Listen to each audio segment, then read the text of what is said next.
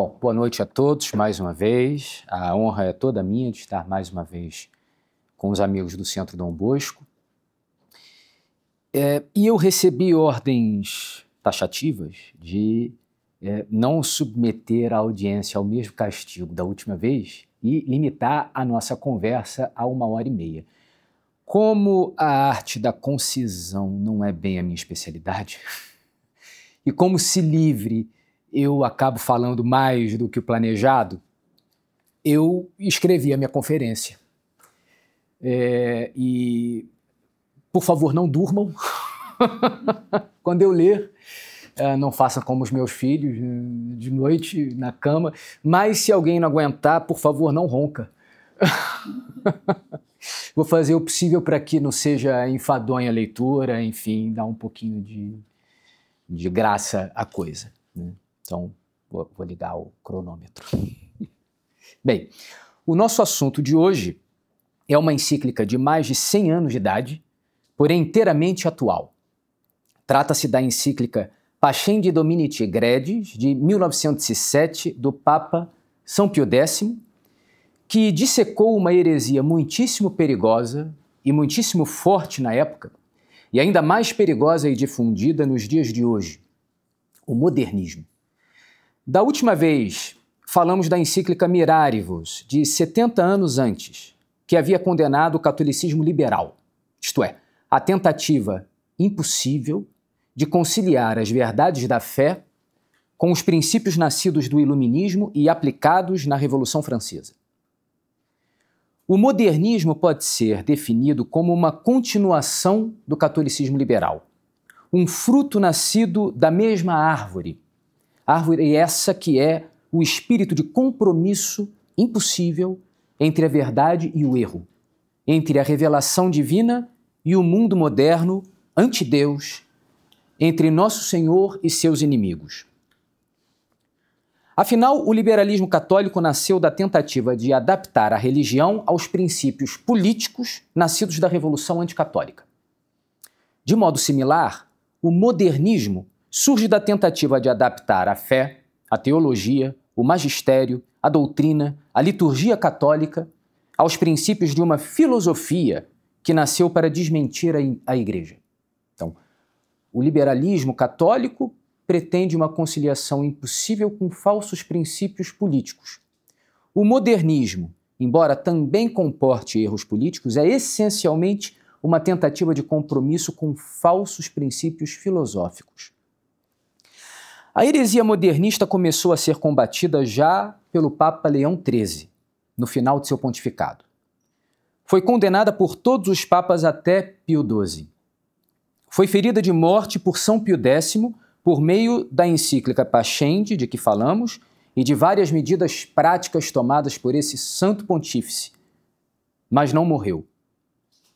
A tese que procuraremos pincelar é que esse mesmo modernismo sobreviveu e, já sob uma versão mais branda e sutil, contou com a simpatia dos papas João XXIII e Paulo VI, triunfou no Concílio Vaticano II e infectou as reformas pós-conciliares e numerosos pronunciamentos do magistério.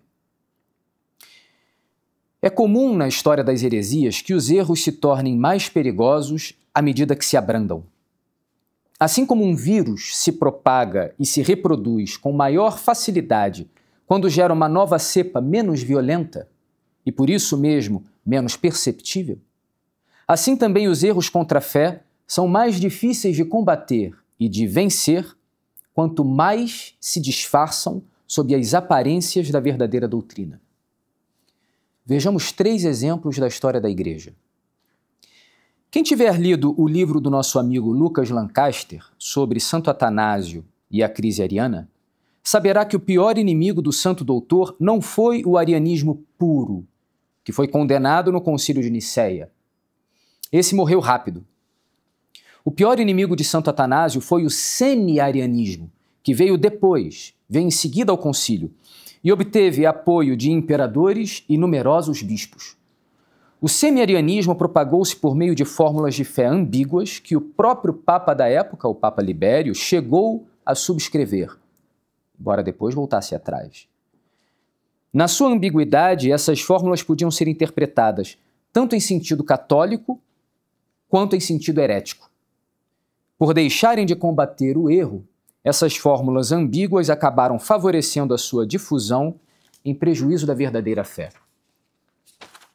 Segundo exemplo, após o pelagianismo, uma heresia contemporânea de Santo Agostinho, heresia que negava a ferida do pecado original em nossa natureza, apareceu o semi-pelagianismo, que em teoria aceitava as consequências do pecado de Adão, mas na prática relegava a segundo plano o papel da graça na salvação do homem, como se o livre-arbítrio fosse sozinho suficiente para vencer as nossas inclinações desordenadas.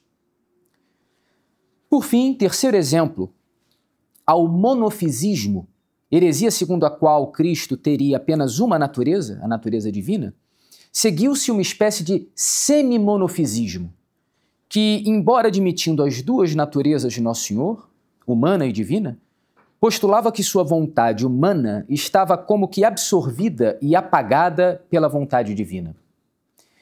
Esse novo erro entrou para a história com o nome de monotelismo, monotelos, um só objetivo, uma só finalidade, no sentido de uma só vontade. Como Nosso Senhor tivesse apenas uma vontade divina e não uma vontade humana, o que tornaria impossível compreender as palavras de Nosso Senhor na cruz: meu Pai, por que me abandonastes? Isso é uma expressão da vontade, do sentimento humano de Nosso Senhor. Impossível entender a sua oração em Getsemane, pedindo ao Pai, se fosse possível, que afastasse dele aquele cálice amargo. É a vontade humana de Nosso Senhor falando. É a natureza humana, naturalmente, se afligindo diante do sofrimento que se anunciava para ele. Então, Nosso Senhor indiscutivelmente tinha e tem verdadeiramente duas vontades e não só uma. No entanto, essa semi-heresia, o monotelismo, negava essa verdade.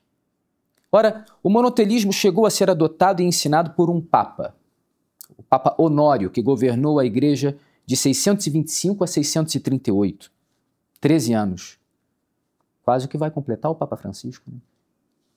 O pontífice acolheu a heresia para agradar o imperador bizantino da época e alcançar a paz religiosa no império, ao preço de um pacto entre a fé e a heresia, o que é sempre péssimo negócio.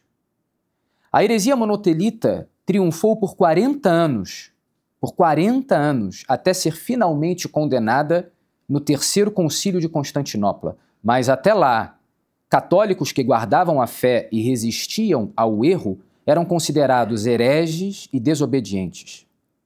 São Máximo, que hoje veneramos como confessor da fé, teve a língua e a mão direita cortadas por se recusar a assinar uma profissão monotelita e por pregar a verdadeira fé católica. Ora, quis a providência, por misteriosa permissão, que uma versão 2.0 do modernismo, mais sutil e mitigado, uma espécie de semi-modernismo, tomasse os postos de comando da igreja e se propagasse, não por 40 anos como o monotelismo, mas já por 60 anos. Também através de declarações ambíguas e perigosas para a fé, como no tempo do semi-arianismo. Declarações ambíguas e perigosas, ainda que não abertamente heréticas. Nesse sentido, trago um testemunho que não é das fileiras dos católicos tradicionalistas. Não é o testemunho de Dom Marcel Lefebvre, ou de Dom Antônio de Castro Maier, ou dos padres da Fraternidade de São Pio X, mas sim de Jean Guiton, nascido em 1901 e falecido em 1999, viveu praticamente todo o século XX. Filósofo e teólogo, membro da Academia Francesa. No seu obituário, o jornal Le Monde, certo ou errado, classificou-o como o último grande teólogo católico. Ele foi o primeiro leigo na história da Igreja a receber a honraria de ser convidado por um Papa, João XXIII, para participar na condição de observador de um concílio ecumênico, o Vaticano II. Era, na época, amigo íntimo do cardeal Montini, mais tarde, Papa Paulo VI, com quem mantinha entrevistas periódicas, mesmo depois de assumir o Supremo Pontificado. Não deixou de travar relação com João Paulo II, que encomendou a ele, Jean Guiton, um livro sobre o padre Marie-Joseph Lagrange, que seria publicado em 1992. Não confundir com o dominicano padre Garrigou Lagrange. É outro Lagrange, também francês, mas são bastante diferentes. Ora, Jean Guiton estava longe de ser um tradicionalista. E por isso mesmo seu testemunho é tão relevante. Eis o que ele escreveu nesse livro, publicado em 92, portanto 30 anos depois da abertura do Concílio Vaticano II. Eu cito: "O que se chama modernismo na história religiosa tem um sentido muito particular." Ele está diferenciando o modernismo no sentido religioso de outros modernismos, como o modernismo artístico, por exemplo. Com esse nome se indica uma doutrina e um partido que foram condenados pelo Papa Pio X na encíclica Pascendi. O Papa Pio X, que foi canonizado, designa o modernismo como uma heresia que tem um duplo caráter, de ser uma síntese, um resumo de todas as heresias, e de se ocultar no interior da Igreja como uma traição. E desejo expressar-me clara e livremente sobre este tema. Continua sendo Jean Guiton falando, não eu. Quando leio os documentos relacionados com o modernismo, tal como definido por São Pio X, e os comparo com os documentos do Concílio Vaticano II, não posso deixar de ficar desconcertado. Porque o que em 1906, na verdade era 1907, o que em 1906 foi condenado como uma heresia é e deve ser, doravante, a doutrina e o método da Igreja. Dito de outro modo, os modernistas de 1906 me parecem precursores. Meus mestres estiveram entre eles. Meus pais o ensinaram a mim. Como pôde Pio X rechaçar os que agora se parecem precursores? Assim se pergunta Jean Guiton. Bom gravar esse tipo de indagação, hoje que tanto nos pedem obediência, não é? Está aqui um leigo questionando a condenação de São Pio X. Mas fica pior. Sentem-se bem nas suas cadeiras, segurem-se, apertem os cintos. Continua Jean Guiton, defensor do concílio. O herege é, com frequência, aquele que se adianta ao seu tempo, o que tem razão cedo demais. Mas será possível que o herege seja aquele que tem razão? Será possível que a Igreja de Cristo erre ao condenar expressamente um erro por parte do soberano pontífice, com todo o desejo explícito de obrigar os seus filhos para manterem a fé? Será que pode se tornar certo amanhã o que hoje é definido categoricamente pelas mais altas autoridades eclesiásticas como falso e contrário à doutrina católica? Pode ser bom o que hoje é julgado intrinsecamente mal, não contextualmente mal, não mal segundo as circunstâncias. Eu estou aqui com essas calças jeans. Em outros tempos, em outros lugares, talvez isso fosse um escândalo. Espero que não seja. Se tivesse aquela mesa, ia esconder. Para a mentalidade católica, isso não é possível. O herege não pode ser o precursor que nasceu póstumo, que estava à frente do seu tempo. Non prevalebunt, disse Nosso Senhor, as portas do inferno não prevalecerão, ainda que às vezes pareçam quase vencer, como o demônio parecia vitorioso ao obter a condenação e morte de Nosso Senhor. O magistério universal e invariável de papas e bispos ao longo dos séculos, bem como o magistério extraordinário do Papa e dos concílios, ao definir uma verdade de fé, é infalível por assistência do Divino Espírito Santo, porque Deus não muda. Se esse magistério pudesse errar, se ele não fosse infalível, a Igreja ensinaria um erro e as portas do inferno prevaleceriam. Mas para a mentalidade modernista, é possível que o erro se torne verdade e a verdade erro. Para o modernismo, é possível e até necessário que o herege de ontem seja o herói de amanhã, um homem à frente de seu tempo. Porque a religião do modernismo não é construída sobre a rocha, mas sobre a areia movediça. Vejamos então o que é o modernismo. É impossível falar dele sem abordar antes a filosofia subjetivista de Immanuel Kant. Mas calma, vou tentar fazer do modo menos sonífero possível. O centro nervoso da heresia modernista reside na tentativa, como já foi dito, de adaptar as verdades da fé católica, a teologia cristã, o magistério, a hierarquia, etc., aos pressupostos dessa filosofia, em detrimento do método da escolástica, cujo maior expoente é o doutor angélico, o doutor comum da Santa Igreja, Santo Tomás de Aquino. Nas palavras do próprio Kant, sua filosofia operou uma revolução copernicana. Foi ele mesmo que escreveu, muito modestamente, no segundo prefácio da Crítica da Razão Pura. Todos sabem que o astrônomo Nicolau Copérnico, que aliás era sacerdote católico, postulou a teoria heliocêntrica, depois comprovada no século XVIII. É a Terra que gira em torno do Sol e não o Sol em torno da Terra. Kant proporá algo parecido, se bem que falso, no universo do conhecimento humano. Não é o sujeito que gira em torno do objeto, mas o objeto é que gira em torno do sujeito. Voltemos à filosofia perene. Vamos dar um passo atrás e analisar primeiro o processo do conhecimento humano de acordo com a sã filosofia realista. Notem que a palavra objeto, não por acaso, significa algo que está posto ou lançado à minha frente, defronte a mim, contra mim. Objectus. A preposição ob, como em obstáculo, e iectus, que vem do verbo iacere, do latim, que significa lançar. Objectus, lançado à minha frente, contra mim, de frente a mim. O objeto, portanto, se impõe como uma realidade que, no processo de conhecimento, eu não posso ignorar nem alterar. Se quiser conhecê-lo, tenho de adotar uma conduta intelectual humilde e paciente, respeitando o que esse objeto é em si mesmo, a sua essência, a sua coisa em si, independente das minhas opiniões prévias a seu respeito.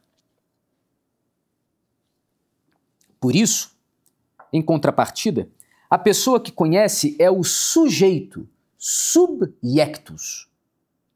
Sub, mudou a preposição.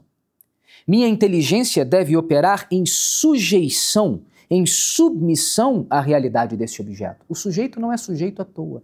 Ele é sujeito porque deve sujeitar a sua inteligência à realidade do objeto, à realidade objetiva. Esse exercício pode ser árduo, demorado, envolver muitas gerações, tentativas e erros, mas minhas ideias só serão verdadeiras se e à medida que se adequarem à realidade objetiva exterior à minha mente. Daí a fórmula escolástica veritas est adequatio intellectus ad rem. A verdade é a adequação do intelecto, da ideia no meu intelecto, à coisa exterior. Tomemos um exemplo banal. Quando considero este copo, que não está vazio à toa, este copo que está à minha frente, os meus 5 sentidos percebem as suas aparências, os seus dados materiais, o seu lado sensível. Sensível no sentido de que eles falam aos meus sentidos, não sensível no sentido de delicado ou coisa assim. Ele tem um determinado tamanho, certa cor, neste caso cor nenhuma, ele é transparente, é feito de algum material, de vidro, não é? Tem um cheiro qualquer, meu tato percebe o seu formato, minha visão vê a transparência do copo, a minha audição ouve o tintim de um brinde, não é? Tudo isso faz parte deste copo, mas não explica o que é o copo. Essas impressões não são a sua essência, do verbo esse no latim, que é ser.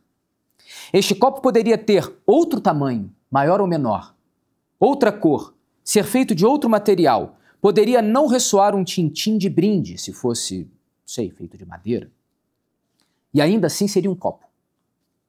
Não é a matéria que faz dele o que ele é, ainda que para ser copo ele precise necessariamente de alguma matéria, afinal, um copo virtual, um copo espiritual, um copo fantasmagórico não mata a sede, né?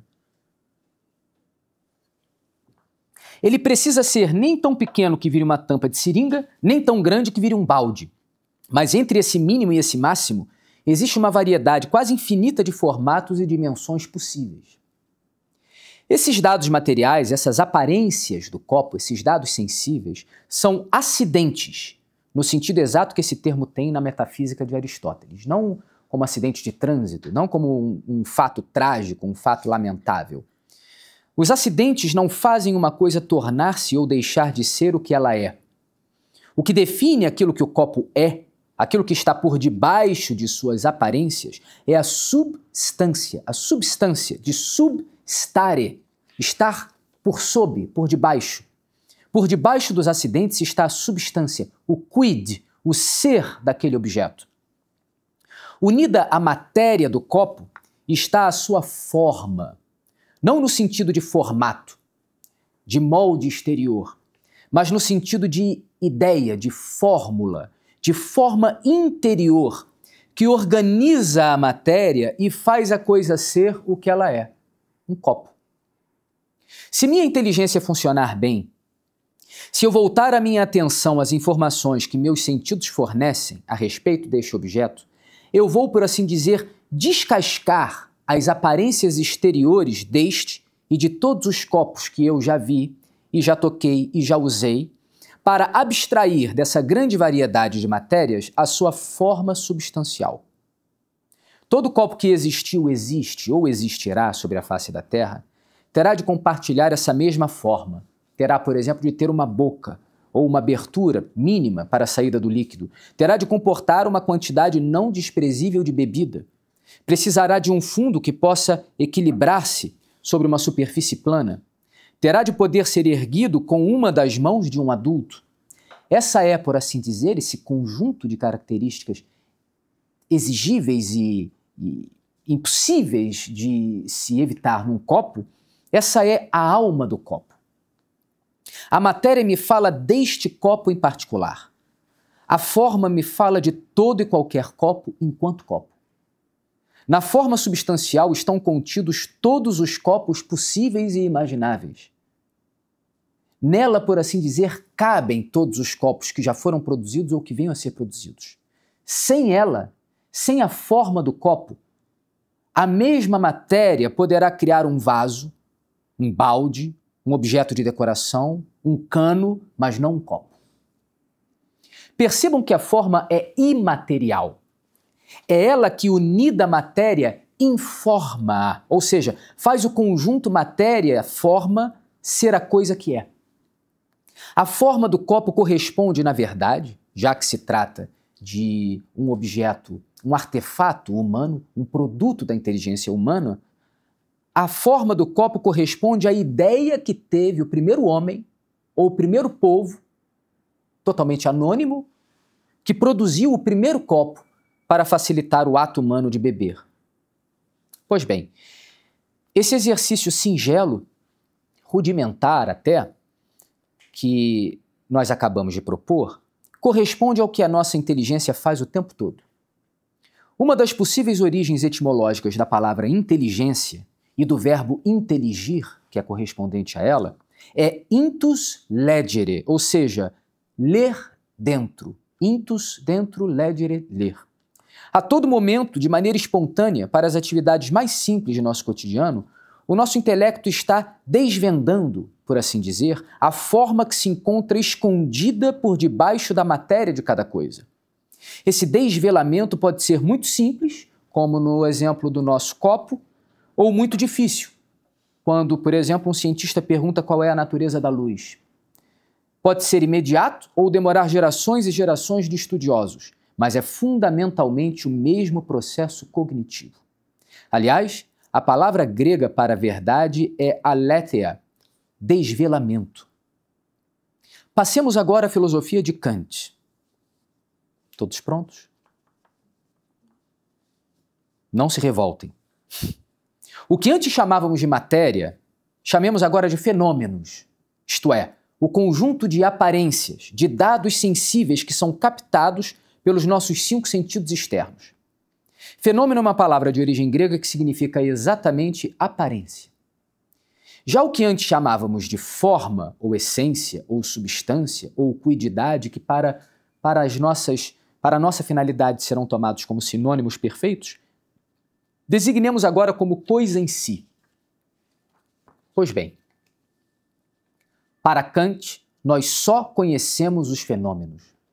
A coisa em si é absolutamente incognoscível, impossível de conhecer. Ela é um mistério impenetrável para a inteligência humana. Nossa mente só conhece com certeza o que os sentidos lhe ensinam. Mas então, o que é para Kant a forma do copo da qual falávamos? É apenas uma projeção da minha mente para dentro do objeto. Nosso intelecto, em contato com os dados trazidos pelos sentidos, segundo Kant, completa o objeto, projetando para dentro dele o nosso conceito de copo, por exemplo. Eu percebo os fenômenos, isto é, as aparências do copo, mas o conceito do copo é o resultado de uma lacuna que eu preencho, externando a minha subjetividade e empurrando-a para dentro do objeto. Sem dúvida, existe um copo fora de mim. Isso Kant não nega. Mas se esse copo em si mesmo corresponde à ideia de copo que eu tenho na minha mente, isso, segundo Kant, é impossível de saber com certeza. Para Kant, a pretensão de adequar a ideia de copo, lembram? Veritas est adequatio intellectum ad rem. Intellectus ad rem. A pretensão de adequar a ideia de copo que está no meu intelecto à realidade exterior de copo é uma ilusão de quem está adormecido num sono dogmático. Por isso ele propôs a sua auto-intitulada Revolução Copernicana da Teoria do Conhecimento. O sujeito não é mais sujeito, ou seja, não está mais na humilde posição de submissão à realidade do objeto. É o objeto, doravante, que está submisso e condicionado pela subjetividade do sujeito. Diz Kant, na Crítica da Razão Pura, continua inteiramente desconhecido para nós o que os objetos podem ser por si só e fora da receptividade de nossos sentidos. Nada conhecemos, exceto a nossa maneira de percebê-los. Um escritor da história da filosofia muito popular, o norte-americano Will Durant, escreveu o seguinte sobre essa teoria kantiana. Cito: "O mundo tal como conhecemos é uma construção, um produto acabado, quase poderíamos dizer um artigo manufaturado, para o qual contribui tanto a mente por suas formas modeladoras, quanto a coisa com seus estímulos." Sou atual isso? O mundo é uma construção? As nossas categorias são uma construção? A lei, a moral é uma construção? A sociedade que a cria? Volto à citação. O objeto, tal como se parece para nós, é um fenômeno, uma aparência. Talvez muito diferente do objeto externo antes de ele chegar ao alcance de nossos sentidos. O que era aquele objeto original, nunca poderemos saber. A coisa em si mesma pode ser um objeto do pensamento, mas não pode ser experimentada. Paro aqui a citação. Para essa filosofia, a inteligência não lê dentro do objeto. Ela só lê dentro do próprio sujeito. E o sujeito conhece o objeto, entre aspas, construindo-o, preenchendo-o, fabricando-o. Outro importante seguidor de Kant, o também alemão Friedrich Schelling, aprofundará esse idealismo. Por debaixo da razão humana, mais fundamental do que ela para o impulso evolutivo da vida, está o inconsciente, uma força vital e criativa que subjaz a consciência humana e constitui parte fundamental da realidade, dirá Schelling.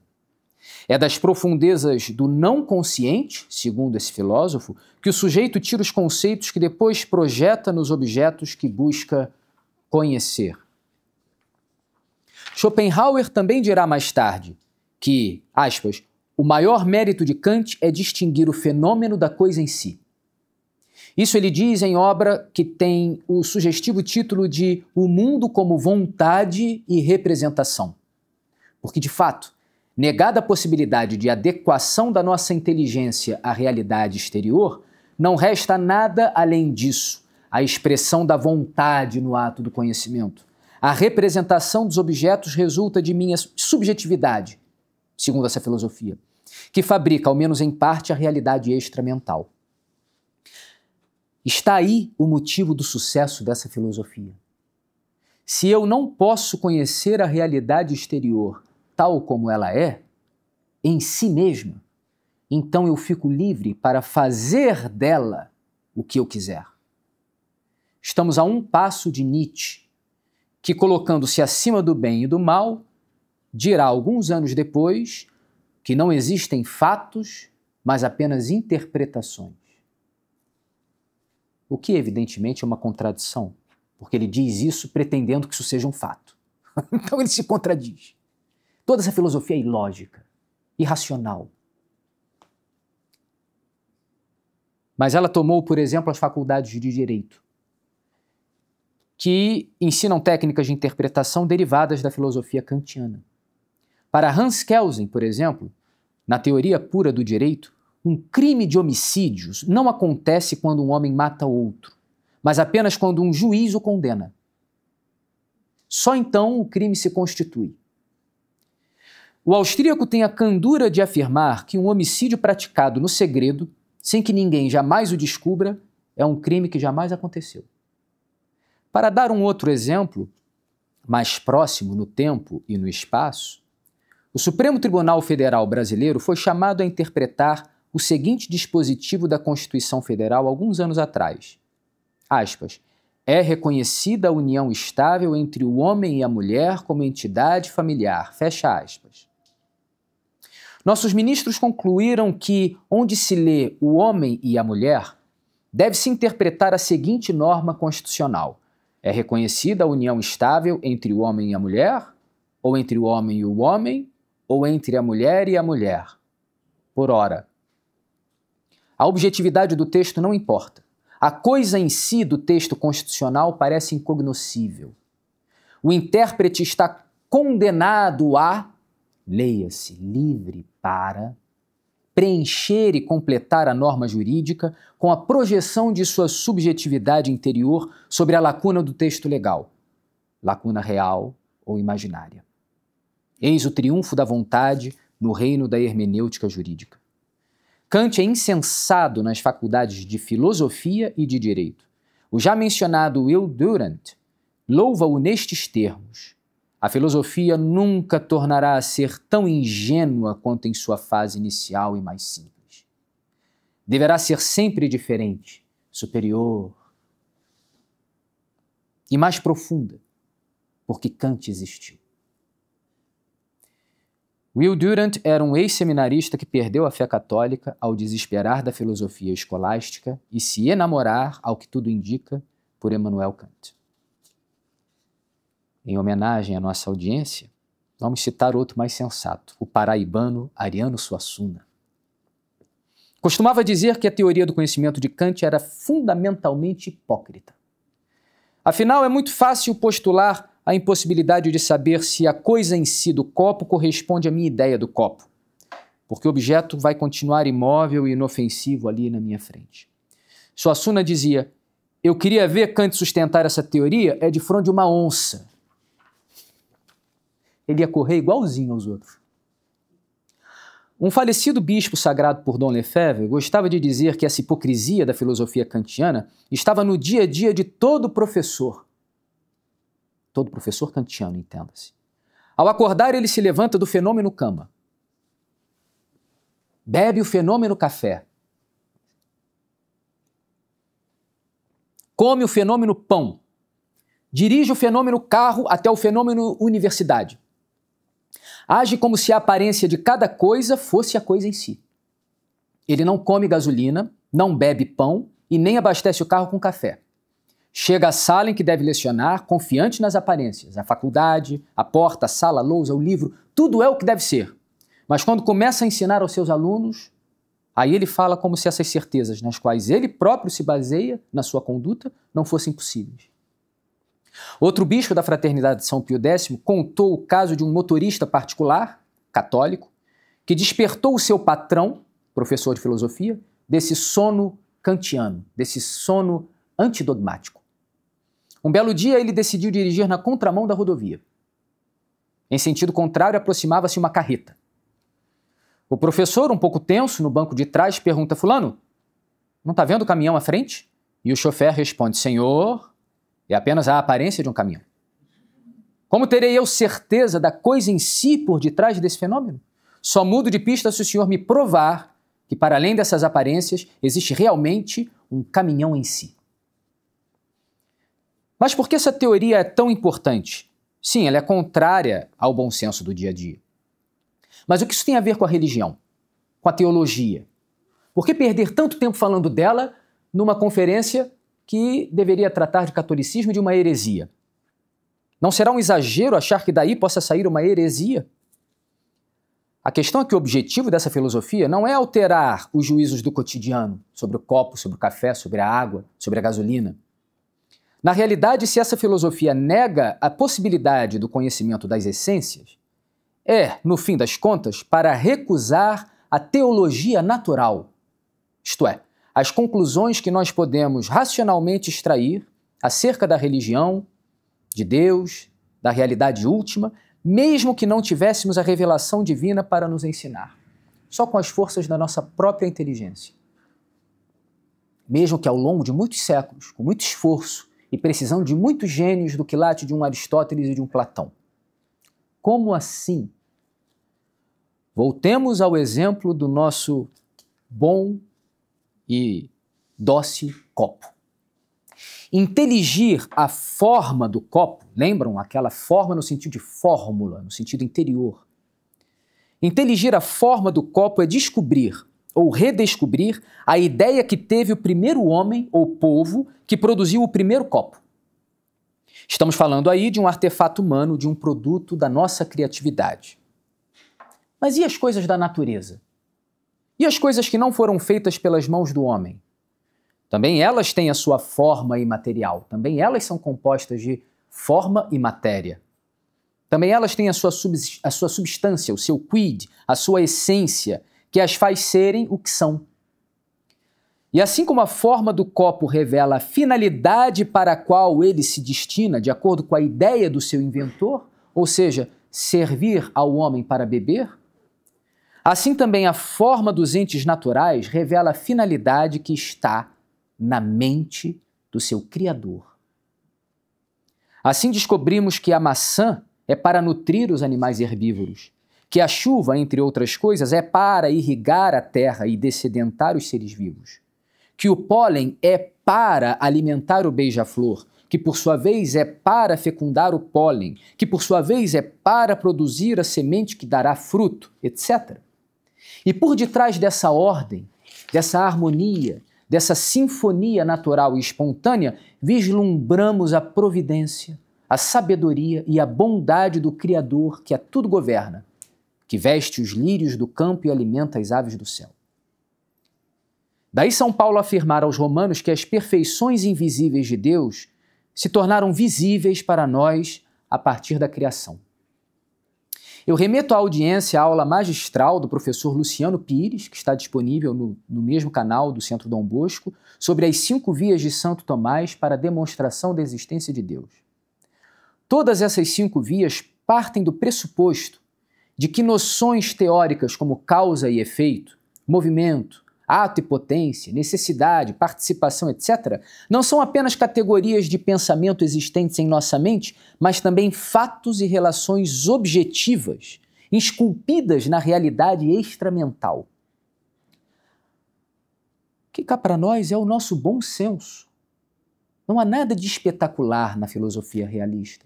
Ela está de acordo com o bom senso do homem comum. Ao passo que essa filosofia revolucionária se pretende muito superior, ela despreza o bom senso. Usa o bom senso para viver, usa o bom senso para o dia a dia, mas nos ambientes intelectuais despreza. A partir da premissa da objetividade dos conceitos de matéria, forma, necessidade, contingência, causa, efeito, etc., é que se chega às conclusões metafísicas, racionais, de que Deus é puro ato e pura forma, causa das causas não causada, único necessário e assim por diante. Mas para Kant, não. Não podemos saber, para Kant, se categorias como tempo, espaço, causa, efeito, substância, etc., que existem na mente humana, por acaso também existem na realidade. Se, como ele diz, a compreensão nunca poderá ultrapassar os limites da sensibilidade, segue-se que qualquer tentativa de deduzir racionalmente o que seja a realidade última não possa passar de mera hipótese. Voltemos à exposição que Will Durant faz com certo gosto pessoal. Cito: a teologia racional, e ele põe aspas em racional, a teologia racional tenta provar que a alma é uma substância incorruptível, que a vontade é livre e está acima da lei de causa e efeito, e que existe um ser necessário, Deus, ser necessário também entre aspas, como pressuposto de toda a realidade. Está tudo certo, nós sabemos. A dialética transcendental, ou seja, a filosofia de Kant, deve lembrar à teologia que substância, causa e necessidade são modos de disposição e classificação que a mente aplica à experiência sensorial, ou seja, a experiência dos sentidos. Não podemos aplicar essas concepções ao mundo noumenal, ou seja, ao mundo da coisa em si. A religião não pode ser provada pela razão teórica. A fé deve ser colocada longe dos domínios da razão. A quinta via de Santo Tomás, acabou a citação. Podem respirar.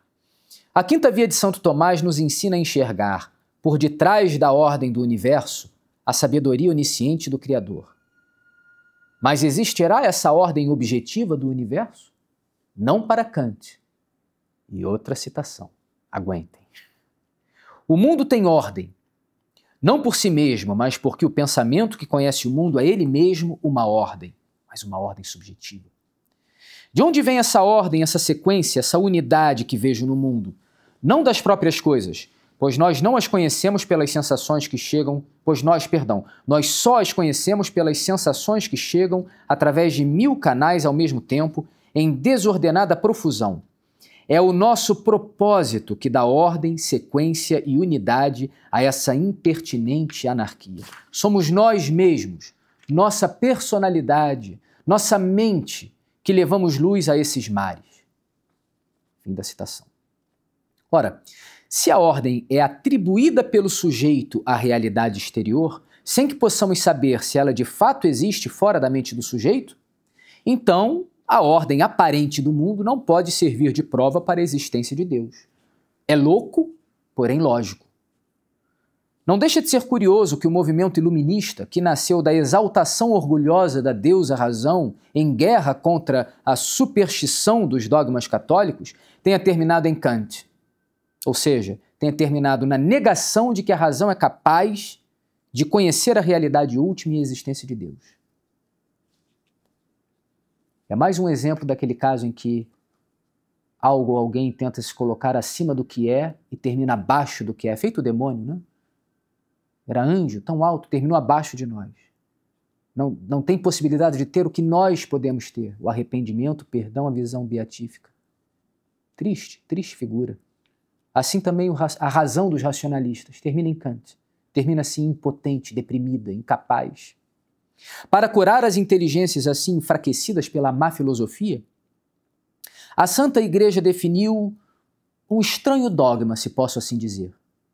Um dogma que, a rigor, em tempos mais sadios, não precisaria ser definido, pois ele afirma não uma verdade sobrenatural, inacessível à inteligência humana, mas uma verdade que a razão por si só poderia chegar a conhecer, não fosse a impotência causada por seu estado depressivo. O dogma é o seguinte, do Concílio Vaticano I. Se alguém disser que o único Deus verdadeiro, nosso Criador e Senhor, não pode ser conhecido com certeza pela luz natural da razão humana, através das coisas que foram por ele criadas, seja anátema. A mesma definição constará, em sentido afirmativo, no juramento antimodernista que o mesmo Papa São Pio X, em 1910, 3 anos depois da Pascendi, ordenará que seja pronunciado por todos os sacerdotes e por todos os professores de seminários e universidades católicas. Dizia esse juramento: em primeiro lugar, professo que Deus, princípio e fim de todas as coisas, pode ser certamente conhecido e, portanto, demonstrado como causa por seus efeitos, pela luz natural da razão, mediante as coisas que foram feitas, isto é, pelas obras visíveis da criação. Bem, a teoria do conhecimento de Kant supõe ter fulminado a teologia natural. Mas e quanto aos motivos de credibilidade da fé? Esses motivos de credibilidade, como os milagres, a vida dos santos, a imutabilidade da doutrina católica, etc., são fatos que, embora não provem a verdade do cristianismo, ao menos demonstram que existem razões para crer. Provam que a religião não é irrazoável, como Nosso Senhor disse aos judeus: se não quiserdes crer em mim, crede ao menos por causa das minhas obras. Um milagre não prova que Deus é uno e trino, mas o milagre nos impele a aceitar o que é revelado. Mas o filósofo prussiano não se deixa levar. Diz Will Durant: milagres não podem servir de prova para uma religião, porque nunca podemos confiar inteiramente no testemunho que os apoia.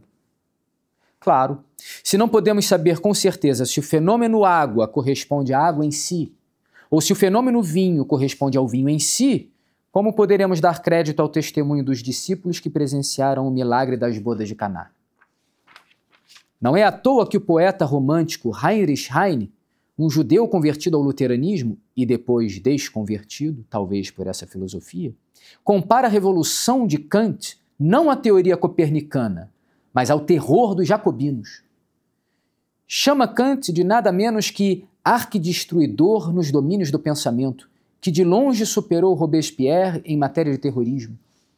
Homem de modos pacatos, mas de pensamentos destrutivos, agitador do mundo inteiro. Isso diz Heine, um kantiano. E não deve ser coincidência que, já com 65 anos de idade, ao ser informado da Revolução Francesa, Kant reagiu com alegria e lágrimas nos olhos, dizendo aos amigos: agora posso dizer como Simeão: Senhor, deixa que teu servo parta em paz, porque meus olhos viram a tua salvação. Kant chamou a Revolução Francesa de salvação. É curioso, né? O defensor do governo mundial, o defensor de uma história cosmopolita, dos direitos do homem, do liberalismo, apoiando uma revolução que praticará logo em seguida o primeiro genocídio moderno na Vendéia. Kant representa nos domínios do pensamento o mesmo terror da Revolução Francesa no campo da política. E, no entanto, não era ateu. Houve quem imaginasse que ele fosse um cínico, que dizia crer naquilo que a sua própria filosofia desmentia. Mas Kant afirmou até o fim a sua estranha sinceridade, que divide o homem em dois polos incomunicáveis, uma espécie de esquizofrenia, de transtorno. De um lado, o filósofo, o cientista, o estudioso, segundo o qual a razão não dá suporte à religião. E de outro lado, o crente, cujo coração está firme na adesão da sua fé, em sentido protestante. Kant era descendente de pietistas, e essa heresia protestante, que reduz a religião a um fenômeno do coração, a um fenômeno do sentimento, parece ter tido grande efeito sobre sua filosofia. Mas se a razão não dá suporte à religião, onde está o seu fundamento? Já pincelamos. A resposta de Kant vem na crítica da razão prática. A religião deve se basear na moral, não na moral do direito natural, como nós conhecemos. Essa é objetiva demais. É a moral que vem do eu interior, da percepção direta, do coração do homem. Não um conhecimento, mas um sentimento, um imperativo categórico, intuído pela vontade do homem que quer agir de modo bom. Isso tem toda a relação com a moda atual, sob o Papa Francisco, de se falar em reformar a Igreja para ser mais inclusiva, mais diversa, mais plural, a pretexto de uma falsa misericórdia. Para Kant, abre aspas, qualquer Bíblia ou revelação deve ser julgada pelo seu valor para a moralidade, não podendo ser ela mesma o juiz de um código moral. Noutras palavras, igrejas e dogmas só têm valor na medida em que auxiliam no desenvolvimento moral do gênero humano. Na verdade, nós sabemos que sem uma doutrina, sem um conhecimento do que seja uma postulação do que seja verdade, nós somos incapazes de dizer o que é bom ou mal, o que é certo e errado. É impossível. Mas para Kant, credos e dogmas não podem ter primazia sobre a excelência moral. É o coração que julga a doutrina e não a doutrina que ensina a moral. Por isso é preciso reformar a Igreja para se livrar da doutrina ultrapassada que impede de abençoar pecados que clamam ao céu por vingança, ou imoralidades condenadas pela Sagrada Escritura, pela tradição e pelo ensino infalível da mesma Igreja, como o divórcio e o adultério. A importação dessa filosofia nos ambientes católicos é a chave da compreensão do modernismo, tal como desmascarado na Pascendi. Os princípios fundamentais estão delineados no capítulo da encíclica que trata do modernista enquanto filósofo. Quais são os seus princípios? Primeiro, o agnosticismo, isto é, essa pretensa incapacidade da nossa inteligência de conhecer a coisa em si, de conhecer qualquer coisa para além dos fenômenos sensíveis. 2. O imanentismo vital, ou seja, um certo princípio de vida, de realidade, de impulso, que está imanente, ou seja, que se mantém dentro do homem, não vem de fora. A religião, a fé, a revelação, a doutrina não vem de fora, de um Deus que se revela. É claro que vem, eu estou falando como louco. Não vem de fora, mas sim do interior do homem. A origem da religião estaria, portanto, no seu interior e não em qualquer fonte externa. E, por conseguinte, como decorrência, 3, o sentimento religioso como fundamento da fé, da revelação, do dogma, da autoridade e de toda a vida da Igreja. Façamos um voo panorâmico sobre esse edifício infernal. A fé, como ensina o nosso catecismo, é uma virtude sobrenatural que Deus infunde em nossa alma, pela qual a graça divina move a nossa vontade e a nossa vontade impele a inteligência a aderir às verdades reveladas por Deus através da Igreja. Verdades essas, a maioria das quais, a nossa inteligência seria incapaz de alcançar por si só. Jamais, por genial que fossem os filósofos de toda a história humana, jamais poderíamos, pela razão, alcançar a verdade da Santíssima Trindade ou da divindade de nosso Senhor Jesus Cristo. Isso são coisas reveladas a nós. Mas o modernista cético da possibilidade do conhecimento externo objetivo identifica a fé como a experiência do sentimento religioso no interior do homem, que projeta sua crença interior vinda do coração por sobre os fenômenos sensíveis. Por exemplo, um certo homem galileu, muito especial, no qual eu projeto a crença de ser Deus. Não que ele seja, não sei, isso é coisa em si, é incognoscível. Mas eu o tenho como especial. E isso gera em mim um sentimento que pede que seja externado. Em geral, as coisas que se revolvem aqui dentro, que pedem para ser externadas, não são muito boas. Ou então a água do batismo, na qual eu projeto a crença de ser capaz de limpar o pecado original. Ou um pedaço do pão, no qual eu projeto pela minha fé interior a presença daquele homem-Deus. É verdade que a fé pode gerar sentimentos no coração do fiel. Estamos na Semana Santa. O católico reza via sacra, entre outras finalidades, para se unir aos sentimentos dos Sagrados Corações nas 14 estações dolorosas. Mas esse sentimento é efeito da religião e não causa dela. Ele não é a base da fé, mas uma consequência que pode, às vezes, acompanhar a oração, ou não. As lágrimas, as alegrias, os diversos sentimentos de consolação e desolação espiritual não são estranhos à vida de oração, mas estão longe de ser a sua essência. Uma oração dita em momento de aridez, sem nenhum sentimento particular, mas com a adesão da inteligência e o esforço da vontade contra as paixões rebeldes, pode valer muito mais diante de Deus do que a oração feita quando todos os impulsos interiores a tornam fácil e desejável. Contra esse erro do sentimentalismo, o juramento antimodernista de São Pio X, revogado após o Concílio Vaticano II, dirá, fará os padres e professores dizerem: sustento com toda certeza e sinceramente que a fé não é um sentimento cego da religião que brota das profundezas do subconsciente, por pressão do coração e inclinação da vontade moralmente formada. Isso é o modernismo.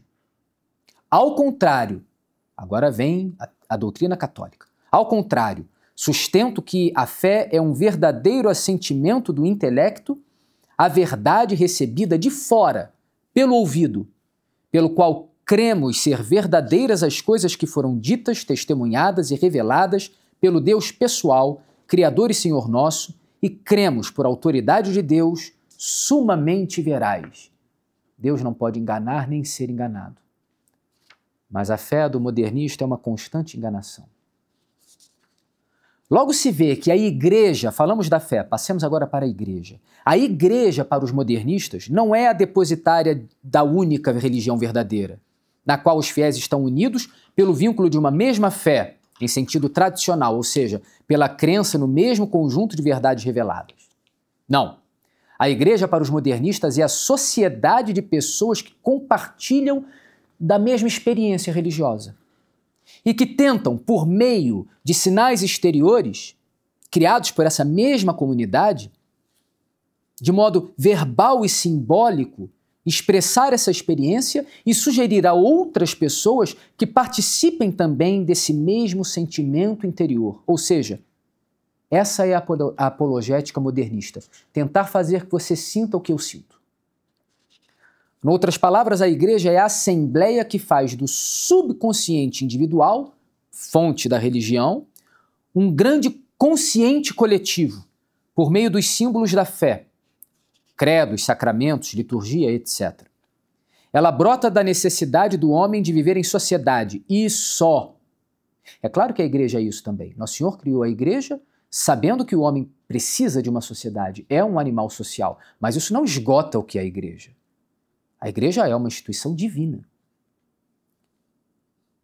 Segue-se daí que qualquer religião, segundo os modernistas, qualquer religião que dê vazão a um sentimento religioso espontâneo deverá ser considerada a religião verdadeira. Segundo os princípios do modernismo, o catolicismo é no máximo a melhor das religiões, a mais vital, a mais expressiva, mas não a única religião verdadeira. Os dogmas. Os dogmas são, segundo a sã doutrina, proposições definidas pelo magistério da Igreja para conferir certeza a nós fiéis a respeito de verdades sobrenaturais, ou pelo menos verdades reveladas. Por isso os dogmas são imutáveis e irreformáveis. Os apóstolos sabiam perfeitamente que Nosso Senhor era e é consubstancial ao Pai, ainda que não tivessem verbalizado esse termo, essa palavra consubstancial, que viria a ser trabalhada depois pelos padres da Igreja na sua luta contra as heresias cristológicas. A posterior consagração de fórmulas como consubstancial ou união hipostática não gerou essa realidade. O Filho do Pai, o Filho de Deus, é consubstancial ao Pai desde toda a eternidade. E as suas naturezas humana e divina subsistem na união hipostática da pessoa do Verbo desde a sua encarnação no ventre de Maria Imaculada. São verdades desde sempre cridas na Igreja, mas cuja explicação se torna mais clara, mais explícita ao longo dos séculos. Então, se há um progresso dos dogmas, um progresso da doutrina, é no sentido de que o ensino fica mais claro, mais explícito, como uma flor que desabrocha. Então, fica mais claro para nós aquilo que está dentro da flor, mas já estava lá. E se nós conhecemos uma flor, nós já sabemos o que está lá dentro.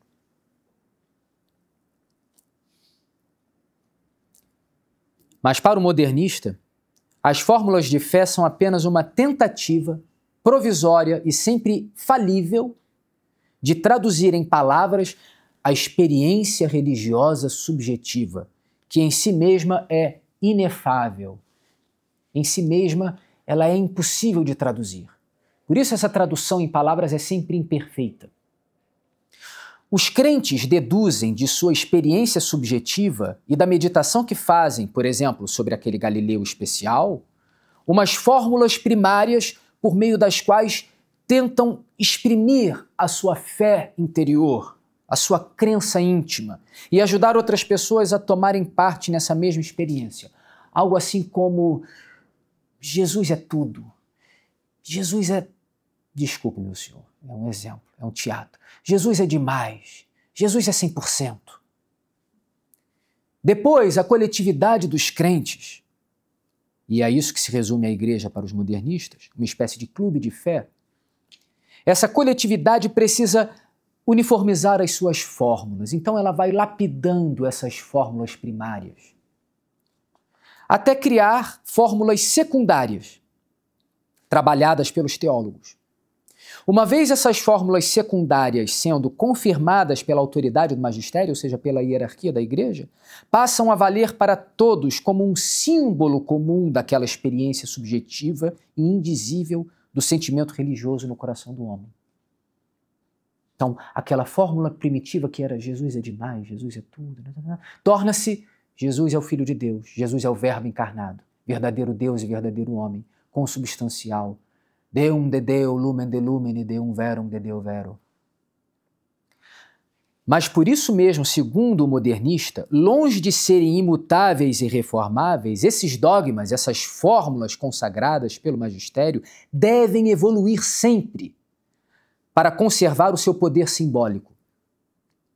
À medida que envelhecem, à medida que sua terminologia, a terminologia dos dogmas, se torna obsoleta, segundo os modernistas, e já não serve mais para sugerir aos novos membros da comunidade a renovação daquela experiência religiosa subjetiva, é preciso atualizá-los, sob pena de a religião perder o seu impulso vital. Claro, os sentimentos, o interior do homem, isso é uma agitação, né? Nunca é a mesma coisa. Cada dia a gente sente de um modo, cada dia a gente sente uma coisa, cada dia a gente tem um desejo. Então, basear a fé nisso é edificar sobre a areia, como diz Nosso Senhor.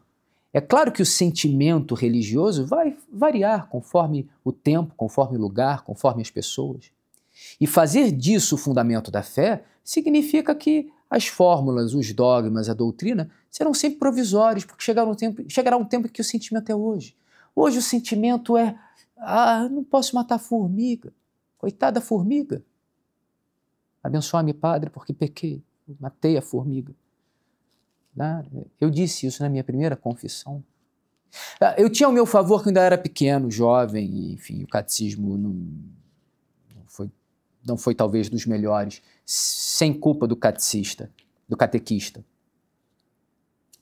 A evolução do dogma se destina a expressar melhor o sentimento religioso que brota das profundezas do subconsciente dos fiéis e se eleva, através das fórmulas verbais, até o consciente coletivo da comunidade dos crentes. Daí, meus amigos, a igreja em escuta do Papa Francisco. Ele vive usando essa expressão. A igreja deve estar em escuta do que diz e do que quer e do que sente o povo de Deus. A fé vem de baixo para cima, a doutrina vem de baixo para cima. O que fez o Papa Francisco quando foi eleito? Quando apareceu no balcão da Basílica de São Pedro, é a Basílica de São Pedro, não sei, em Roma, para a bênção Ubi et Orbi, de Papa recém-eleito, para o Habemus Papam. O que fez ele? Primeiro pediu que o povo, na Praça de São Pedro, rezasse por ele e se inclinou. Depois abençoou o povo. Podem procurar, não inventei, podem procurar. A igreja escuta, porque a igreja tem que caminhar. Ela não pode ficar parada. Ela tem que caminhar. Leia-se, o dogma tem que evoluir. Ela não pode ficar para trás. Ela não pode ficar parada. Só os mortos estão parados. Não, Deus é imóvel. Deus não muda. Mas para o Papa Francisco, a igreja tem que caminhar, tem que andar para frente. Ou seja, o que ontem era proibido, sim, foi proibido ontem, era bom que fosse proibido ontem, mas hoje o sentimento religioso dos fiéis é outro. Contra esse horror o juramento antimodernista preconizava: aceito sinceramente a doutrina da fé, transmitida até nós desde os apóstolos, por meio dos padres ortodoxos, sempre no mesmo sentido e na mesma sentença, na mesma expressão. E, portanto, rechaço de ponta a ponta a invenção herética da evolução dos dogmas, que passariam de um sentido a outro, diverso do que a Igreja primeiramente sustentou.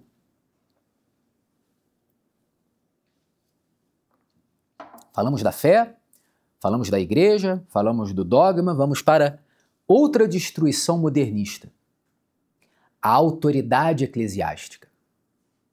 A autoridade eclesiástica é, conforme o catecismo e o magistério, tradicionais, católicos, sadios, aquela parcela docente, ou seja, ensinante da Igreja, a qual nós, leigos, devemos ouvir para aprender a fé, não para aprender os erros, não para aprender a heresia, para aprender a fé e receber a tradição ininterrupta, que é essencialmente a mesma no seu conteúdo.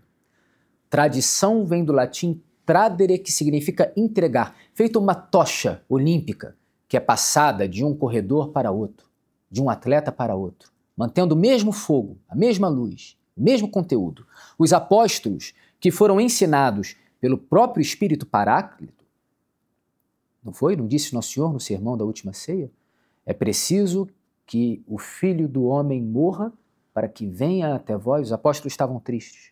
É preciso que o Filho do Homem morra para que venha até vós o Paráclito, que procede do Pai, e ele vos confirmará e vos ensinará todas as coisas. Os apóstolos receberam a revelação inteira e a compreenderam perfeitamente, ainda que porventura não tivessem as expressões que depois se desenvolveram: união hipostática, consubstancial, transubstanciação. Cumpre a autoridade eclesiástica, guardar o depósito da fé para ser ensinado autenticamente ao rebanho, além de governar a Igreja segundo a prudência e a caridade. Já para o modernista, não. Para o modernista, a autoridade é um dos elementos do jogo dialético entre progresso e conservação. Ela cumpre o papel de evitar mudanças drásticas, amadurecer a evolução dos dogmas, da liturgia, dos ritos, acomodar os impulsos vitais às necessidades da comunidade. É uma espécie de Câmara Alta do Parlamento, que deve moderar as iniciativas inflamadas dos representantes do povo eleito para a Câmara Baixa. Vocês sabem que, na teoria política, o parlamento pode ser unicameral, né, ou bicameral, como é no Brasil. Tem uma Câmara dos Deputados e um Senado, como é nos Estados Unidos também, como é na Inglaterra, Casa dos Comuns e Casa dos Lordes. E qual é a ideia? A ideia é que a Câmara Baixa, a Casa dos Comuns, né, homens mais próximos do povo, de vez em quando vai vir com umas ideias assim, muito para frentex, né? Então a Câmara Alta, o Senado, de homens mais experientes, por isso que a idade mínima para o Senado é maior que para a Câmara. É por causa dessa teoria. Homens mais velhos, mais experientes, mais calmos, têm um mandato maior, não precisam se preocupar com a reeleição no ano que vem. No caso da Inglaterra, são vitalícios, indicados pelo monarca. Então, esses homens teriam mais calma e mais cautela. Devagar, senhor deputado, devagar. Vamos com calma. Nem tanto, devagar com andor. Soa familiar? Vem um sínodo da família. Diaconato feminino. Não, briga, confusão, sim, não. Ainda não está na hora. Recuamos. Vamos colocar só o quê? Conversão ecológica. Só isso. Mas não diaconato feminino. Divórcio na igreja. Segundo casamento. Não, sacramento não, intocável, valores inegociáveis. Entra só a comunhão dos recasados por acolhimento pastoral. Vejam bem, por misericórdia, Amós Letícia. Vamos aceitar as uniões homossexuais. Não, não, não, não, não, não, não, não, não, não, não, não. Estamos apenas abençoando aquilo que há de bom, de verdadeiro. E ainda há papistas que dizem o Papa não autorizou a bênção dos casais. Autorizou apenas a bênção das pessoas, o que é perfeitamente possível. Perfeitamente possível. A pessoa não precisa estar em estado de graça para receber uma bênção. Mas o documento... Qual é o documento? Fiducia Supplicans. Fiducia Supplicans fala expressamente em... Bom, ele não tem a tradução em português. Ele fala couples em inglês, ele fala couple em francês, ele fala pareja em espanhol. Tudo isso é traduzido como casal. Pode ser traduzido como par. Mas, de qualquer maneira, abençoar o par já é confuso o bastante. Já é suficientemente confuso para os fiéis. O que é que está sendo abençoado aí? Ah, mas é uma bênção não ritual. É uma bênção para que tudo que há de positivo, de bom e de amoroso na vida deles prossiga e continue. Mas o que é que há de bom? Não está dito. E o que é que há de mal? E não se diz o que há de mal? É a estratégia da revolução calculada, pensada. Não, não, não, não, isso ainda não, calma, baixa a fervura. É por isso que o Niemeyer fez aquela gracinha no Congresso Nacional de botar uma concha para cima e outra para baixo. Uma é o caldeirão fervendo das ideias revolucionárias demais e outra, calma, esfria, ainda não, calma.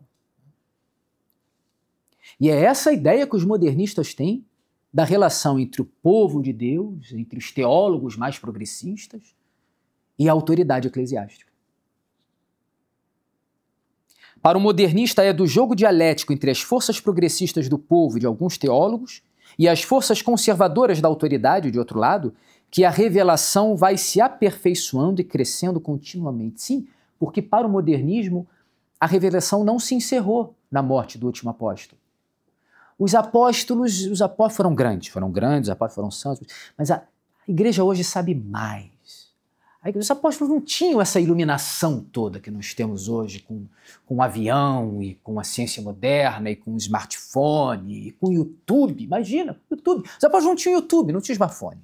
Nós temos. Então, nós temos uma compreensão da revelação mais profunda. Assim pensa o modernista. Daí, dessa falsa noção do que seja a autoridade eclesiástica e da sua relação com o fiel, é que o modernista não abaixe a cabeça mesmo depois de condenado e combatido pelos papas. É que consideram que a autoridade cumpre o seu papel conservador, enquanto eles, os modernistas, devem cumprir a sua função de vanguarda, de reformadores, assim garantido o progresso da igreja a longo prazo. São Pio X afirma na Pascendi que, pelas suas mesmas doutrinas, os modernistas são formados numa escola de desprezo a toda autoridade e a todo freio. Serem condenados pelas autoridades eclesiásticas significava para eles estar na vanguarda da reforma da igreja. Não se submetiam. Hoje pedem submissão às suas novidades, mas não se submetiam. Tomemos o exemplo do padre dominicano Yves Congar. Ele registrou em seu diário que por 2 vezes, nos anos 40 e 50, em protesto contra as condenações dos modernistas, urinou nas portas da congregação do Santo Ofício, em Roma. Mais tarde, esse mesmo teólogo urinador, rebelde, seria nomeado perito do Concílio Vaticano II e depois elevado a cardeal da Santa Igreja pelo Papa João Paulo II. Continuo citando São Pio X. Persuadem-se de que é amor da verdade o que não passa de soberba e obstinação. Os modernistas continuam seu caminho com desprezo das repreensões e condenações, ocultando audácia inaudita sob o véu de aparente humildade. Simulam curvar a cabeça, mas, no entanto, a mão e o pensamento prosseguem o seu trabalho com ousadia ainda maior, porque eles são revolucionários. Eles querem permanecer na igreja para levar a cabo a sua revolução. Continua São Pio X, na Pascendi, avançam com toda reflexão e astúcia, persuadidos de que a autoridade deve ser estimulada e não destruída. Lembram? Câmara alta, câmara baixa. E também porque, São Pio X, precisam permanecer no seio da igreja para conseguirem, pouco a pouco, assenhorear-se da consciência coletiva, transformando-a. E assim mesmo eles confessam que não são os donos da consciência coletiva, que não correspondem às suas ideias à consciência coletiva do povo católico. Estão errados até segundo seus próprios princípios. Tal como o revolucionário político que se acha detentor da chave da história e, por isso, capaz de ditar o futuro da sociedade, não é assim? O comunista acha que sabe o futuro, acha que sabe o que será o reino da liberdade, o paraíso sobre a terra. Então se julga no direito de fazer a revolução, de matar quantos sejam, de mentir, de furtar, de fazer o que for. A moral revolucionária é fazer aquilo que serve à revolução. E não só da revolução comunista. Também o modernista se julga no direito de ditar à Igreja as reformas pelas quais ela precisa atravessar. Sintomaticamente, São Pio X assevera, na Pascendi, que as duas congregações romanas mais alvejadas pelos modernistas na sua época, em 1907, eram a Sagrada Congregação do Índice, o Index Librorum Prohibitorum, que relacionava os livros que o católico não podia ler, não podia comprar, não podia vender. Um livreiro católico que vendesse um livro que estava no Index perdia a credencial de livreiro católico, perdia a clientela. A Sagrada Congregação do Índice e, também, alvejada pelos modernistas, criticada pelos modernistas, o Santo Ofício. Ora, o Index foi extinto por Paulo VI na sequência do concílio. E o Santo Ofício foi reformulado como Congregação para a Doutrina da Fé, hoje Dicastério para a Doutrina da Fé, com uma missão um pouco diferente, mais dialogante. Além disso, como já dito, o juramento antimodernista foi revogado também no tempo de Paulo VI. O que dissemos não esgota a encíclica Pascendi, longe disso. Ela é uma encíclica longa, detalhada, que vale a pena ler. Ela é difícil, mas vale a pena. Ela é um tesouro, ela é uma chave. Ela esclarece o católico em dúvida. Vale a pena. Vale o esforço. Certamente Nosso Senhor não vai faltar a sua graça a quem ler essa encíclica e pedir, e rezar, e pedir luzes para entender o que acontece, essa revolução que acontece no campo católico, na Igreja. Mas o que dissemos até aqui, embora seja relativamente pouco, será suficiente para vislumbrar o mal geral desse sistema. Não espanta que São Pio X soe o alarme mais alto possível para denunciar essa que ele qualifica como a síntese de todas as heresias. Pensem nisso.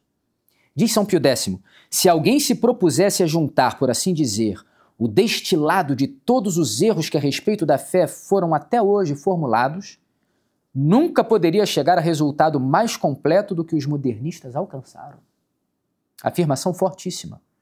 O modernismo é, segundo essa definição de São Pio X, como uma rede subterrânea, coletora de esgotos, que recebe toda a imundície das heresias que já existiram ou que possam vir a existir. Não há erro que não possa ser acomodado nesse sistema, porque ele corta pela raiz a vida cristã. Derruba tudo. Tudo é deformado. São as mesmas palavras. Fé, igreja, sobrenatural, homem-deus, mas com outro sentido. Um sentido criado pela subjetividade, pela fantasia, pelo delírio do fiel. Do infiel, deveríamos dizer. O maior perigo do modernismo é, diz o Papa, que os fautores do erro já não devem ser procurados entre os inimigos declarados da Igreja, mas ocultam-se no próprio seio dela, tornando-se assim tanto mais nocivos quanto menos percebidos.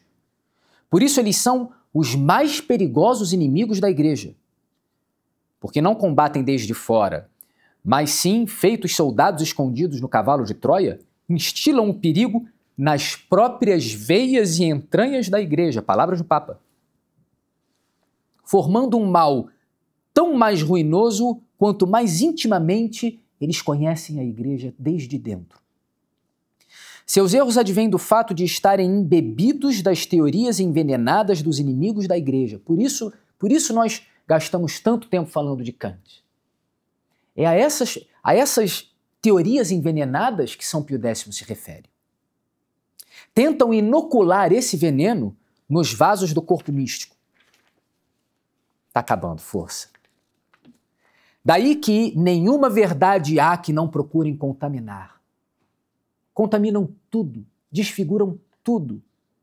O modernista é capaz de sentar-se ao nosso lado ou ficar de pé do nosso lado e recitar o credo, igualzinho. Mas ele pensa outra coisa em cada artigo. Creio em Deus Pai Todo-Poderoso. Creio em Deus Pai Todo-Poderoso. Criador do céu. Criador do céu. Nossa, Criador do céu. Arrepiei. Ele crê, desde que seja o sentimento dele. A essência, o conteúdo do artigo de fé é outro. Eles se atiram sobre tudo que há de mais santo na obra de Cristo. São Pio X. Seus princípios, agora prestem atenção. Seus princípios, São Pio X ainda não sou eu. Seus princípios destruiriam não só o catolicismo, mas qualquer religião. E muitos são os caminhos pelos quais a doutrina modernista vai acabar no ateísmo. Will Durant, que nós citamos, aquele professor de filosofia, escritor de filosofia dos Estados Unidos, já falecido, é um exemplo pessoal. Tornou-se ateu. Esses princípios só servem para gerar a grande apostasia profetizada por São Paulo como precursora do anticristo. São Pio X. Tanto o método como as doutrinas estão repletos de erros, capazes somente de destruir e não de edificar, não de formar católicos, mas de arrastar os católicos à heresia. Mais ainda, a completa destruição da religião inteira. Dito isso, uma meditação se impõe, que é o objetivo de toda a nossa conferência. Será coincidência o que aconteceu na Igreja e nos países católicos desde o Concílio Vaticano II? Ou será o cumprimento das advertências de São Pio X? Só nos 10 anos que se seguiram ao concílio, nada menos que 100 mil sacerdotes abandonaram o serviço divino. 100 mil. Isso é 1/4 do número de sacerdotes que a Igreja Católica tem hoje, aproximadamente. 1 em cada 4. Muitos caíram na apostasia. Esse número corresponde, como já disse, a 1/4 do total de padres que a Igreja tem hoje. O próprio Paulo VI, o Papa do Concílio, pois ele reinou praticamente sobre todo o concílio, em 3 de suas 4 sessões, ou 4 de 5, perdão, lapso, acho que 3 de 4 sessões. O próprio Paulo VI, em um discurso pronunciado em 1972, constatou que a Igreja Católica havia entrado num processo de, aspas, palavra de Paulo VI, não de Antônio Carlos, autodemolição. E que, aspas, por alguma brecha, a fumaça de Satanás entrou no templo de Deus. Ora, quem fala em autodemolição aponta para um processo interno e não um ataque vindo de inimigos externos. Exatamente como dizia São Pio X sobre o modernismo. Nesse mesmo discurso, o Papa Paulo VI, melhor que qualquer tradicionalista poderia ter feito, traçou o contraste entre a expectativa passada e a realidade presente da sua época, e não menos da nossa. Menciona o Papa. Acreditava-se que depois do concílio viria um dia de sol para a história da Igreja. Sim, não era o que diziam os modernistas. A Igreja precisa ser reformada, ser adjornata, ser atualizada, compactuar, conciliar-se com o mundo moderno. Voltemos ao Papa. Acreditava-se que depois do concílio viria um dia de sol para a história da Igreja. Em vez disso, veio um dia de nuvens, de tempestade, de escuridão, de busca, de incerteza. De incerteza. O contrário da fé. De fato, as forças modernistas que entraram em ação durante o concílio anunciavam uma nova cristandade que pede para nascer. Expressão de Maritain, por exemplo. Um novo Pentecostes, expressão muito comum antes e durante o concílio. Uma nova igreja, como se falou de uma nova igreja depois, que reconciliada com o mundo moderno, poderia agora reconquistar as mentes das elites intelectuais que haviam se afastado dela. Foi esse o resultado? Se nós fôssemos agora? Sim, agora. a Pontifícia Universidade Católica do Rio de Janeiro, ou de São Paulo, ou do Rio Grande do Sul, de qualquer lugar, acharíamos lá numa enquete, façamos uma enquete, acharíamos lá mais alunos e mais professores que creem na presença real do Nosso Senhor na Sagrada Eucaristia? Ou que creem na divindade do Nosso Senhor? Ou que creem na infalibilidade papal? Mais do que em 1960, em 1950? Foi atingido esse objetivo? Consideremos o que disse também o então cardeal Ratzinger, numa entrevista de 1985, portanto, 20 anos após o encerramento do concílio. Cito: os resultados que vieram com o concílio parecem cruelmente expostos às expectativas de todos. Todos não. Shhh. Segredo nosso. Segredo não. Não todos. Não todos. Continua mencionando o cardeal, o então cardeal. Esperava-se uma nova unidade católica e, no entanto, caminhamos rumo a uma divergência. Da autocrítica à autodemolição. De novo, a mesma expressão. Esperava-se um novo entusiasmo e, no entanto, a maioria acabou no tédio e no desencorajamento. Esperava-se um salto para frente e, no entanto, a maioria encontrou-se diante de um processo de progressiva decadência. Dom Lefebvre disse durante o concílio: a liberdade religiosa, o ecumenismo, essa sugestão de que o homem pode se salvar quase que facilmente em qualquer religião, isso vai matar o espírito missionário.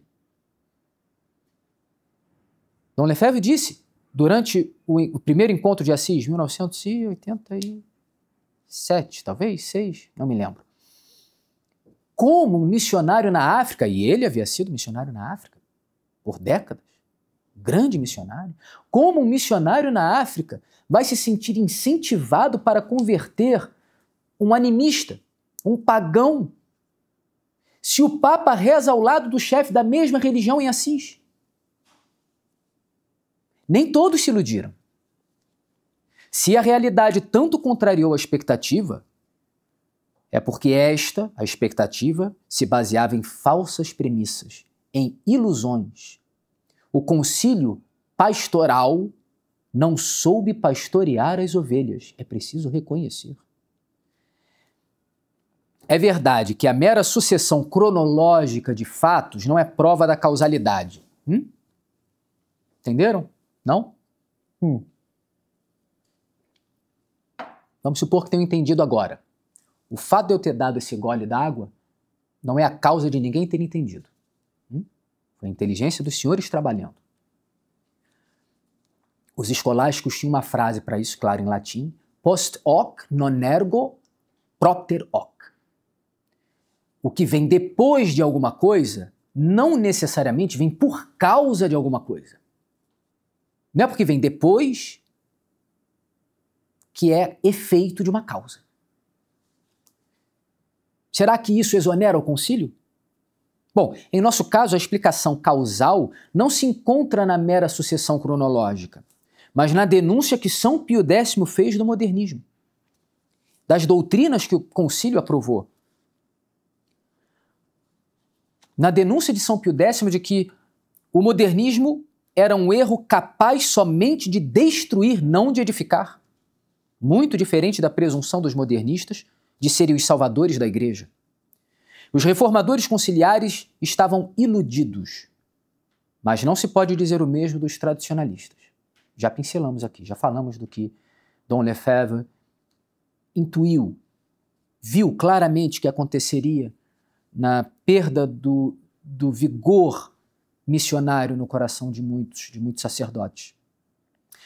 Tomemos aquele que era provavelmente o mais odiado pelos modernistas dentre os padres conciliares, o cardeal Alfredo Ottaviani, pró-secretário do Santo Ofício no reinado de Pio XII e prefeito da mesma congregação do Santo Ofício na época do concílio, nada mais, nada menos do que a maior autoridade encarregada de zelar pela ortodoxia católica abaixo do Papa.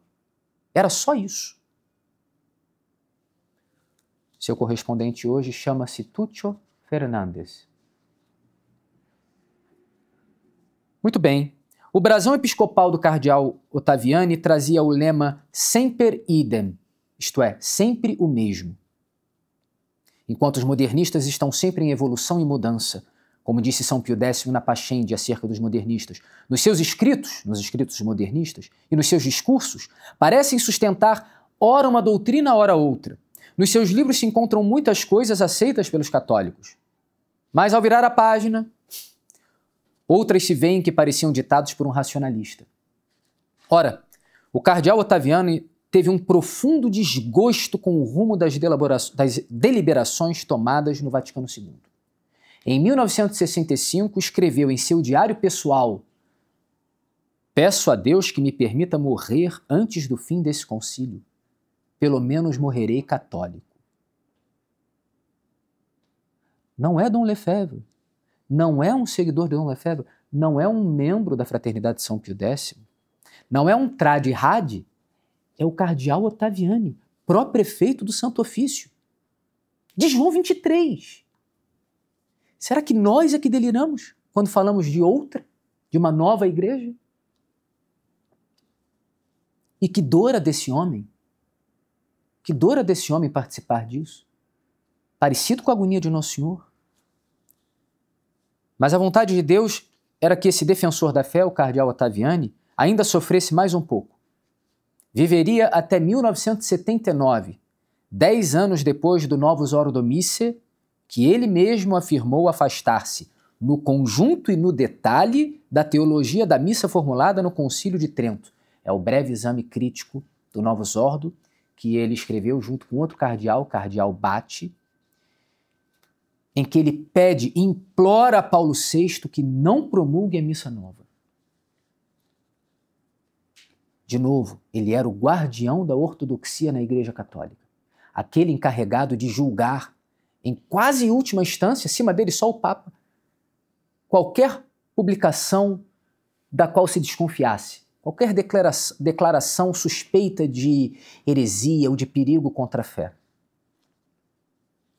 Mas já antes de escrever esse breve exame crítico, quando pela primeira vez o cardeal Ottaviani tomou conhecimento da nova liturgia, da liturgia da missa nova, que infelizmente é rezada na esmagadora maioria das paróquias, e que o Papa Francisco, lamentavelmente, quer fazer dela o único rito da missa na igreja, o cardeal Ottaviani, assim que conheceu a missa nova, vaticinou a um círculo de amigos. Preste atenção porque isso nos toca profundamente. Essa nova missa vai abrir as portas da América Latina para o protestantismo. 1969. Por que esse homem viu? Por que ele não se iludiu? Por que ele não esperou um novo Pentecostes? O povo vai participar, claro, agora tudo vai ser bom. Não. Ele disse o que aconteceu, o que nós vivemos hoje. Os protestantes não eram em nenhum país da América Latina sequer 10% da população. Em 1965, digamos, em 1969. Quantos são hoje no Brasil? Arrisco dizer que no Rio de Janeiro, os protestantes certamente são mais numerosos que os católicos praticantes. Vamos chamar de católico praticante quem vai uma vez ao mês à missa. Vamos chamar assim? Uma vez ao mês. Eu garanto que há no Rio de Janeiro mais protestantes que vão uma vez ao mês ao seu culto do que católicos que vão uma vez à missa. Quem estava certo? Que contraste entre a clarividência quase profética do tradicionalista e as ilusões dos reformadores conciliares. Qual é a razão? A razão nos deu Nosso Senhor num evangelho que foi lido recentemente, agora no tempo da paixão. Quem anda nas trevas não sabe aonde vai. E nós precisamos, a igreja precisa, de novo, dessa luz, da luz da tradição, da verdadeira missa, da verdadeira doutrina, do magistério de sempre, e não dessas trevas, não dessa confusão, não dessa fumaça de Satanás, segundo o mesmo Papa Paulo VI.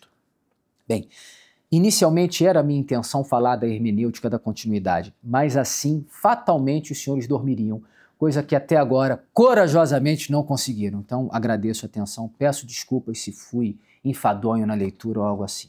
Muito obrigado pela atenção dos senhores.